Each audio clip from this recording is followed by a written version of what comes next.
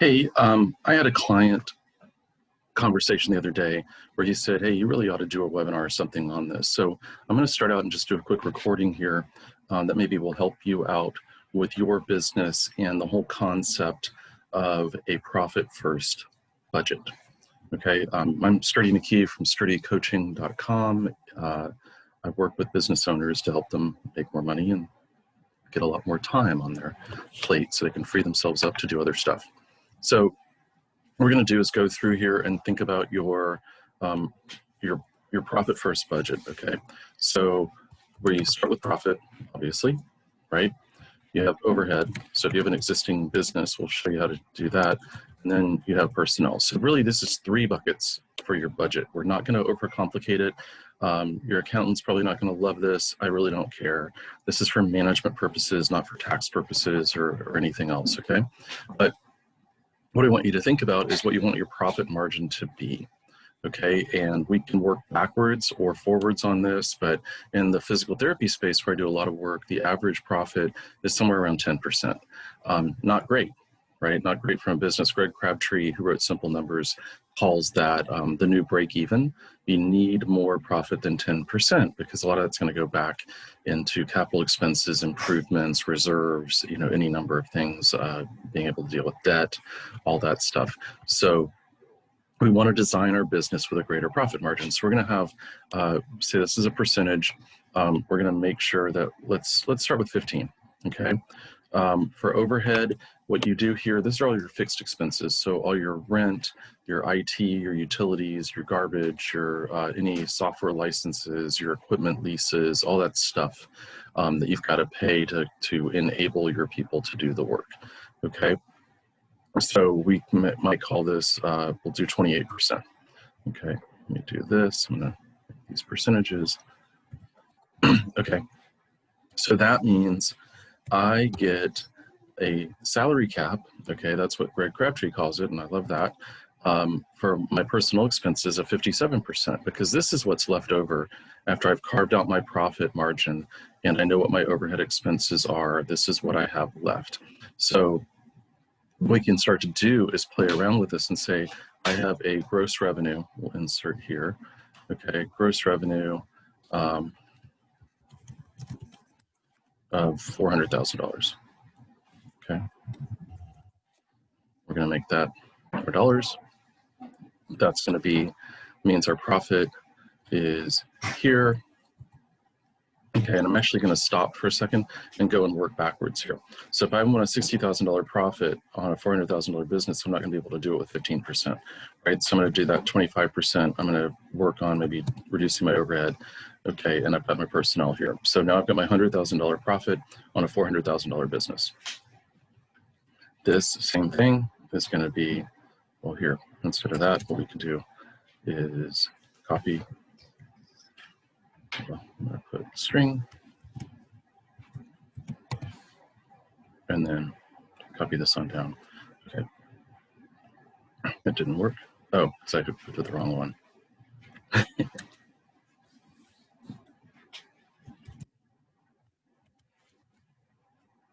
Okay, so there we go. So this is my budget. Okay, now if I'm running $1 million business, right, I've got the same things here. Now, I'm going to do my B3 times my E2, right? And my E2, I'm going to go here. Now, if my goal is still $100,000, what I might do instead of B3 is I'll do my margin, I'm going to insert and say my new margin here, it's going to be 15%. Okay. I'm going to change this up. So this actually ends up being the E. Okay, and if my overhead's 28%, like we said before, and then I've got this number here, I got 57% left over, I know what my budget is in each of the 3 buckets. Okay, so I've got $280,000, and this is per year, right? So I can do a monthly, let's say this is annual. Okay, this is monthly. This is simply that divided by 12, right? So I'm going to be producing $83,000 a month. This is my budget. Now, what I'm going to do though is I'm going to work backwards on this. Okay, so my $1 million business, let's say I'm going to do a couple of things. We're going to use a PT practice, but you can change this into, any widget basically, and production piece. So if you're doing pizzas, you can do pizza sales, and then your ovens and how many people in ovens you need to produce it, same kind of thing. Okay, but let's say my visits per full-time physical therapist are 216 a month. Okay, and we just kind of made that up. That's based on a true story, but it's not exact. Let's say my revenue per visit, and this is a test, by the way, right? So my revenue per visit, we're going to put it at $122. Okay.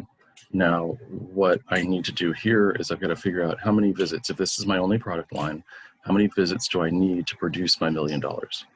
Okay. So at 122, I need this number of visits per year. Okay. Oops, wrong way.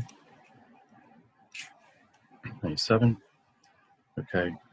Or this number of visits per month. We're going to use the raw numbers in case we change anything. Okay. Okay. So how many FTE therapists do I need? I need this divided by this. So that's my staffing requirement. Okay. Now my test is, how many support staff am I going to need for that? I tend to work off somewhere around a 2-to-1 ratio, so 2 clinical staff to 1 support person. At some point, at some stage, you're going to have to add managers and stuff to this. These numbers might be a little ambitious, might be a little bit different for you, so you can plug in your own, you can work your own. But what we're looking at here is for $1 million in gross revenue, that's $150,000 profit. Okay. Can I do that? Can I rent a place, right? Because if this is my monthly, and I have a space, can I pay all my bills for this amount? Okay. And then can I hire my therapists and support staff and myself, if I'm one of them, right, for this amount? And what you do is compare payroll and stuff. Now, I'm also including, by the way, your billers. So even if you outsource it to a billing company or something like that to collect the money, that's going to go under the personnel, because otherwise you'd have to hire those people. So if you've got a 6% or whatever fee for that, you're going to put that into your personnel side. Anything else you can decide, it's up to you. Like an EMR, record keeping system, that type of thing, you can put it in either bucket. It's up to you. Just know which bucket you put it in. The reason I say that is it may be a fixed cost, so that you're more likely to put in an overhead. But if it's a per license, per seat kind of thing, or it scales up and down as a percentage, then it's going to be probably better in the personnel side, because it's going to go up and down with the number of people that you have working, the amount of volume that you do, that type of thing. So it's not going to be a fixed expense. It's going to be much more variable. Okay. But this, you run the test here, okay? And then the other thing that I want to ask you is, let's say you can't do this and you're going to operate like everybody else. And by the way, if you're starting a PT practice, a physical therapist, private practice, and you do everything like everybody else does, okay?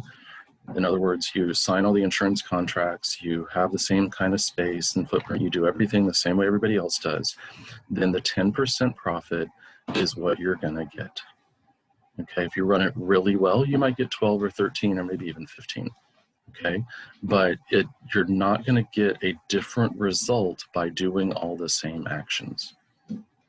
Make sense? If you do something different to stand out, and you can change something in that recipe so that you can either charge more or produce more, or create a better margin, then you have the opportunity to get a different result. But you got to do something different. Okay. Hope this is helpful. We're going to stop there. Hit me up if you have any questions. I don't do free consults anymore. I work for beer. Okay. So you can hit me up. I'll put the link down below this video. Thanks.